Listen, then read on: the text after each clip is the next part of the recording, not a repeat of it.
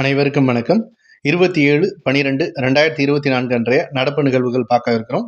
முதலாவதாக, இந்திய கம்யூனிஸ்ட் கட்சியின் மூத்த தலைவர் ஆர் நல்லக்கண்ணுவின் 100வது பிறந்த நாளை முன்னிட்டு ஸ்ரீவைகுண்டம் அரசு மருத்துவமனையை சிடி ஸ்கேன் வசதியுடன் தரம் உயர்த்தி கூடுதல் வசதிகளுடன் புதிய மருத்துவமனை கட்டடம் அமைக்க முதல்வர் ஸ்டாலின் அவர்கள் உத்தரவிட்டுள்ளார். இந்த மருத்துவமனை கட்டிடத்திற்கு தோழர் நல்லக்கண்ணு நூற்றாண்டு கட்டிடம் என பெயர் வைத்துள்ளார். அடுத்ததாக நம்ம பார்க்க உள்ளது, இந்தியாவின் 14வது பிரதமராகிய திரு மன்மோகன் சிங் அவர்கள் காலமானார். 1991 முதல் 1996 வரை நரசிம்மராவ் தலைமையிலான அமைச்சரவையில் நிதி அமைச்சராக பதவி வகித்தவர். இந்தியாவின் பொருளாதார தாராளமயமாக்கல் என்னும் கொள்கைக்கு வித்திட்டவர் இவர்தான். 2004 மே மாதம் முதல் 2014 மே மாதம் வரை தொடர்ந்து இருமுறை பிரதமராக பதவி வகித்தவர். 1982 முதல் 85 வரை ஆர்பிஐ கவர்னராக பதவி வகித்தவர். அதே போல 1985 முதல் 1987 வரை திட்டக்குழு துணைத் தலைவராகவும் பதவி வகித்தவர். அடுத்ததாக நம்ம பார்க்க உள்ளது, ராஜஸ்தான் மாநிலத்தில் உள்ள ஜெய்சால்மரில் 55வது ஜிஎஸ்டி கவுன்சில் கூட்டமானது அண்மையில் நடைபெற்றது. இதில் ஏற்படுத்தப்பட்ட முக்கியமான வரிகளை பார்க்கலாம். செறிவூட்டப்பட்ட அரிசி மீதான வரி 5% நிர்ணயிக்கப்பட்டுள்ளது. புற்றுநோய் சிகிச்சைக்கு உதவும் மரபணு சிகிச்சைக்கு முழு வரி விலக்கு விதிக்கப்பட்டுள்ளது. மேலும் கருப்பு மிளகு, உலர் திராட்சை போன்றவற்றை விவசாயிகளிடம் இருந்து வாங்கும்போது வரி இல்லை என்ற தெரிவிக்கப்பட்டுள்ளது. வணிக பயன்பாட்டிற்கான வாடகை கட்டிடங்களுக்கு 18% வரி விதிக்கப்பட்டுள்ளது. மேலும் பழைய பயன்படுத்தப்பட்ட கார்களுக்கு ஜிஎஸ்டி 12%இலிருந்து 18% உயர்ந்துள்ளது.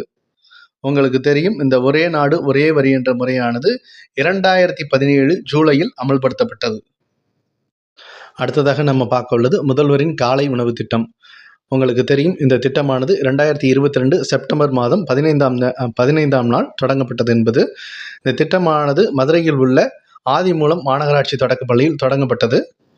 அதாவது அரசு பள்ளியில் பயிலும் 1 முதல் 5 வரை உள்ள மாணவர்களுக்கு காலை உணவு வழங்கும் திட்டம் தான் இந்த முதல்வரின் காலை உணவு திட்டம் என்பது. தற்போது இந்த திட்டமானது இந்த கல்வியாண்டில் கிராமப்புறங்களில் உள்ள 30,922 அரசு உதவி பெறும் பள்ளிகளுக்கு விரிவுபடுத்தப்பட்டுள்ளது. மேலும் முதல்வரின் காலை உணவு திட்டம் பற்றிய முழு விளக்கங்கள் நமது தேர்வு நண்பன் சேனலில் தமிழக அரசின் நலத்திட்டங்கள் என்னும் பிரிவில் இடம்பெற்றுள்ளது. அதில் இடம்பெற்றுள்ள காணொலியையும் பார்த்து பயனடையுமாறு கேட்டுக்கொள்கிறேன். அடுத்ததாக நம்ம பார்க்க உள்ளது, தேசிய மகளிர் ஆணைய தலைவராக விஜயா ரஹத்கர் அவர்கள் உள்ளார். அடுத்ததாக, கன்னியாகுமரியில் திருவள்ளுவர் சிலையின் வெள்ளி விழாவை முன்னிட்டு ரூபாய் 37 கோடியில் வள்ளுவர் சிலை முதல் விவேகானந்தர் பாறை இடையிலான கண்ணாடி இழை பாலத்தை ஸ்டாலின் அவர்கள் 30ஆம் தேதி திறந்து வைக்க உள்ளார். அடுத்ததாக நம்ம பார்க்க உள்ளது, தமிழ்நாட்டில் புதிய கல்விக் கொள்கைக்காக நீதிபதி முருகேசன் அவர்களின் தலைமையில் 2022 ஒரு குழு ஏற்படுத்தப்பட்டது. இந்த குழுவானது முக்கிய பரிந்துரைகளை வழங்கியது. அதன் அடிப்படையில் கல்வியானது மாநில பட்டியலுக்கு மாற்றப்பட வேண்டும் என தெரிவிக்கப்பட்டுள்ளது. மேலும் பள்ளி கல்லூரிகளில் சேர எந்த நுழைவுத் தேர்வும் கூடாது எனவும் வலியுறுத்தப்பட்டுள்ளது. உங்களுக்கு தெரியும், 1976ஆம் ஆண்டு மேற்கொள்ளப்பட்ட 42வது அரசியலமைப்பு திருத்த சட்டத்தின்படி மாநில பட்டியலில் இருந்த கல்வியானது பொது பட்டியலுக்கு மாற்றப்பட்டது. அடுத்ததாக, டிசம்பர் 26ஆம் நாளானது வீர பாலகர் தினமானது அனுசரிக்கப்படுகிறது.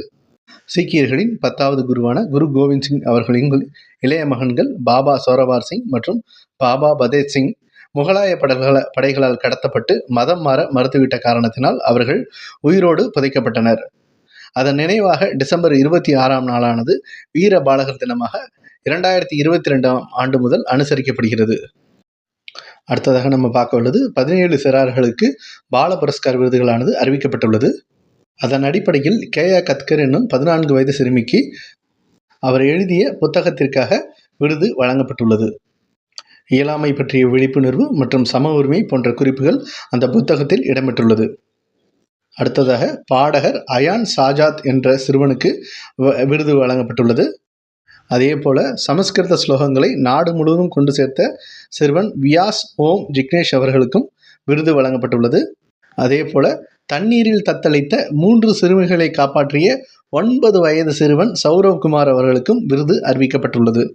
மேலும் தீ விபத்தில் 36 பேரை மீட்ட 17 வயது சிறுவன் லோனா தாபாவுக்கும் இந்த விருது அறிவிக்கப்பட்டுள்ளது.